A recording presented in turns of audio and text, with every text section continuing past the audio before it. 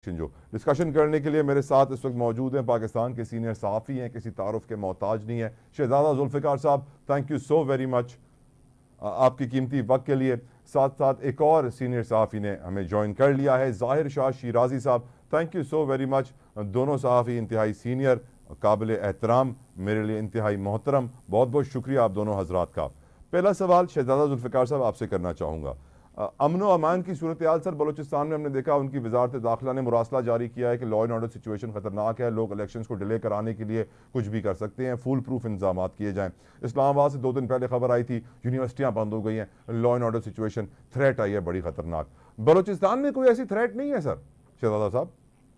देखिए, बलूचिस्तान में तो जो बैन तंजीमें हैं उन्होंने 2013 में भी ये थ्रेट जारी किया था, 2018 में भी उन्होंने कहा, इस दफा भी उन्होंने कहा है कि जो बलोच अवाम हैं वो इससे दूर रहें और ये अगर कुछ उनको नुकसान होता है तो वो खुद जिम्मेदार होंगे, ये हमारे फायदे, ये वो जो भी उनका वो है वो मौकफ रहा है, जिसकी वजह से 2013 में भी टर्न आउट कम रहा, 2018 में भी कम रहा।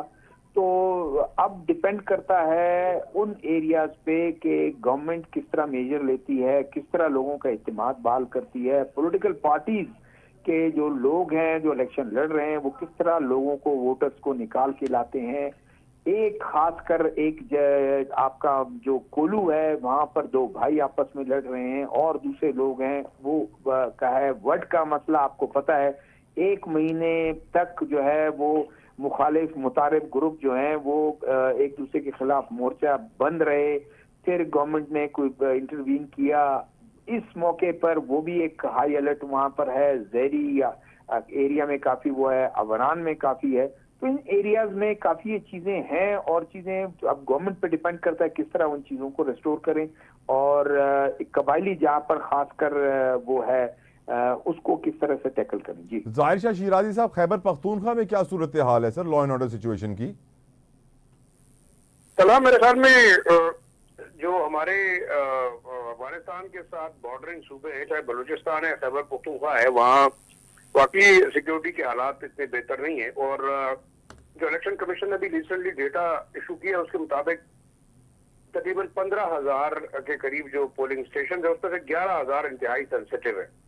तो अंदाजा लगाया जा सकता है कि कितनी सिक्योरिटी जो है मामला खराब हो सकते हैं। दूसरा आप देखें जो मेन स्ट्रीम पोलिटिकल पार्टीज हैं जैसे जमीयत उलमा इस्लाम, फजल रहमान, उनके जो सरबराह हैं उन्होंने बार बार सिक्योरिटी खदशात का इजहार किया है कि उनकी पार्टी जो है वो मुहिम नहीं चला सकती। अवामी नेशनल पार्टी को बाकायदा कलअज़म तंजीम जो है वो दाइश की जानिब से बाकायदा थ्रेट किया गया है। तो सूरत हाल तो देखें है वाकई मुश्किल है, लेकिन इसके साथ साथ जो लॉ इन्फोर्समेंट एजेंसीज हैं उनका मेरे ख्याल में उनकी जिम्मेदारी बनती है कि वो इलेक्शन को बिल्कुल फुल प्रूफ सिक्योरिटी जो है वो फराम करें।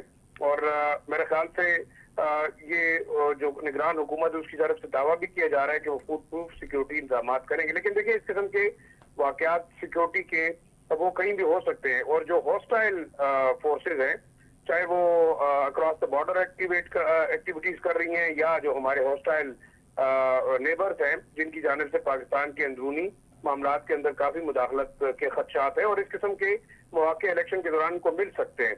हम ये एक हकीकत है कि वाकई लॉ एंड ऑर्डर के खतरात जरूर इन सूबों के अंदर खासतौर पर खैबर पख्तूनख्वा के अंदर मौजूद हैं।